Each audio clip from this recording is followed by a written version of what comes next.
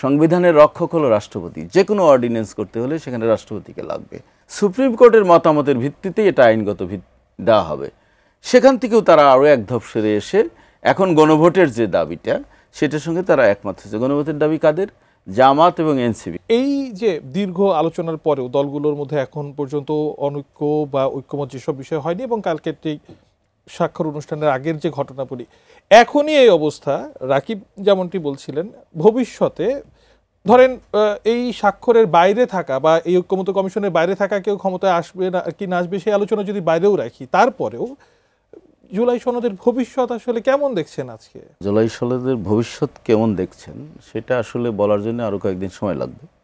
কিন্তু আমি যে বিষয়টা লক্ষ্য করেছি গতকাল এবং আজকে 2 দিনের মধ্যে কিন্তু অনেক ফারাক। গতকালকে পর্যন্ত আমাদের ধারণা ছিল যে অ্যাটলিস্ট বিএনপি, জামাত এবং এনসিপি জুলাই সনদে স্বাক্ষর করবে। আপনি যেটা শুরুতে বলেছেন যে বাম ঐক্যজোট, বাম ঐক্যজোট না, 4টি বাম দল বলেছে তারা ঐক্যজোট না। সেই 4টি দলও আজকে প্রেস কনফারেন্স করে তাদের অবস্থান পরিষ্কার করেছেন। এখন আজকে এই এনসিপির প্রেস কনফারেন্সের পরে দৃশ্যপট কিন্তু অনেক চেঞ্জ হয়ে গেছে। গতকাল পর্যন্ত জামাতের যে প্রতিনিধি ছিলেন তিনি কিন্তু বলেছেন যে হ্যাঁ আমরা থাকবো এবং আমরা স্বাক্ষর করব, কিন্তু আজকে পর্যন্ত আমরা যাব, স্বাক্ষর করব কিনা এখনও বলতে পারছি না। কিন্তু একদিনের ভিতরে কিন্তু বক্তব্য চেঞ্জ।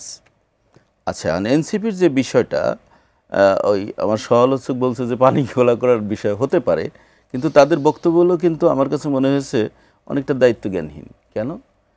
প্রেস কনফারেন্সে 2টা জিনিস তারা বলেছেন যে এটার একটা আদেশ দিতে হবে, আইনগত ভিত্তি দিতে হবে আগে, এবং সেই অর্ডারটা দেবে চিফ অ্যাডভাইজার।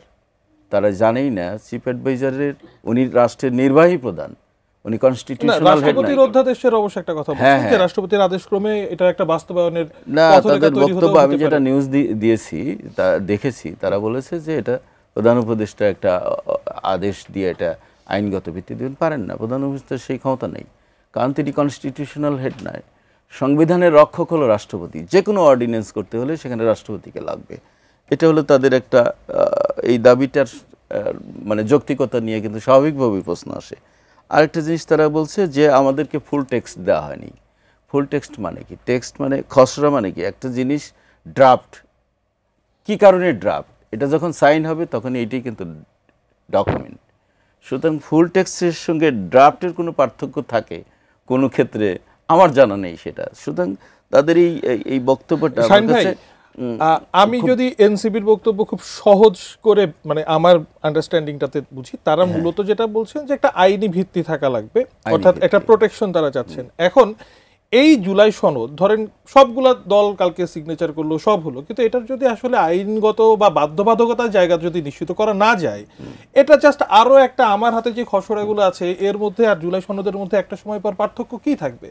হ্যাঁ, সেটা ঠিক আছে। রাজনৈতিক দলগুলো ইলেকশনের আগে ইশতেহার ঘোষণা করে, সেটা পালনও করে না। তো এটা বললো ঘোষণা করলো, সিগনেচার করলো, পালন হলো না। যদি সেটা বাধ্যবাধকতার জায়গাটা নিশ্চিত করা না যায়, না, কিন্তু এনসিপি তাহলে ভুল কি বলছে? না, কিন্তু সেই যে আইনগত, তাহলে এতদিন ধরে আলোচনা করে একটা জায়গায় তো এই 3টি দল পৌঁছেছে, কি সেটা?